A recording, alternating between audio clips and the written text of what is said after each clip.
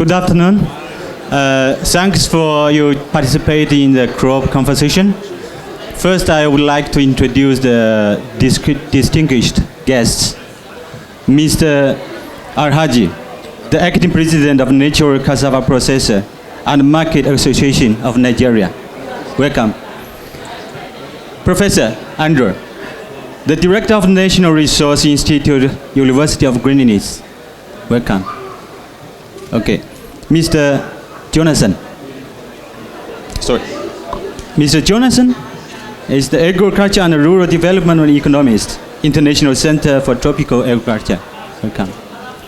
Mr. Brad, from the ingredient, is the very famous the grain processor in the world, most famous one.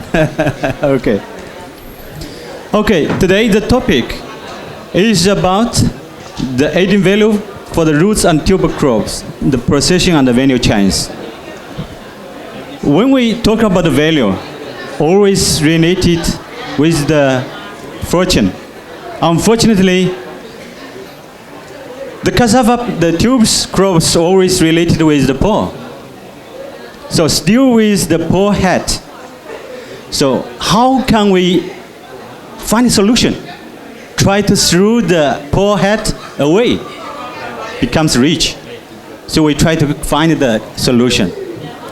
I hope the guests, you can get some solution to everybody. Is it possible to throw the poor hat away?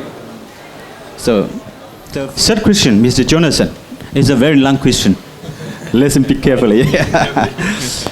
What steps can be taken to ensure that needs of both the private sector as key stakeholder in delivering improved technologies to farmers and the capacity and the incentives of the public sector are taken into account?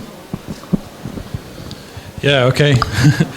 So I think I agree with what Andrew was saying before. One of the main things that we see, livelihoods increase and regional development is that farmers have to adopt the technologies that we're developing. And I think the key first step is that we have good research, multidisciplinary teams, understanding, the science and the social science working together to develop these solutions. As an economist and a social scientist, we need to understand that all farmers aren't created equal. What's happening in Africa to Asia is very different. Within communities, the capacity for a farmer to adopt various technologies is different. So some farmers are exposed to more risks, some have some paddy field, they can grow cassava. If there's a problem, we've still got a food source. So we need to understand those differences in a farmer's livelihood and the role of cassava, say, in that livelihood. The second thing is we need to understand that technologies have different characteristics, and that provides different incentives or abilities for a smallholder to adopt, and also different incentives for the private sector to get involved. So if we have something like a new variety and we're dealing with a starch factory, then it's quite easy to convince a starch factory that if you actually get involved and do some trials with some traders and some farmers, that you can capture most of that benefit of lifting the productivity. We have a little bit more difficulty if it's something like soil erosion, where maybe the benefits further in the future. But we have examples where a starch factory has realised, I've invested in this starch factory. If farmers' productivity falls, then I'm going to have a shortage of feedstocks. So there is incentives to look at where you can work with private sector. But in other value chains, it's much more challenging.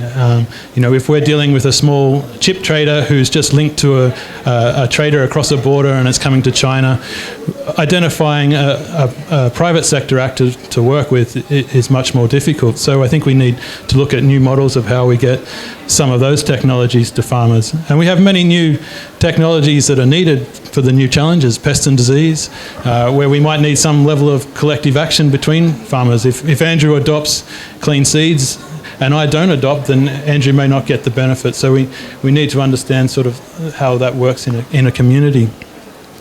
I think basically, in summary, you need multidisciplinary teams linked into different stakeholders. The private sector is a new valuable player. I think previously we did a lot of work with participatory research, working with farmers and extension officers.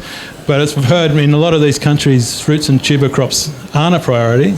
So we need to look at who else we can work with.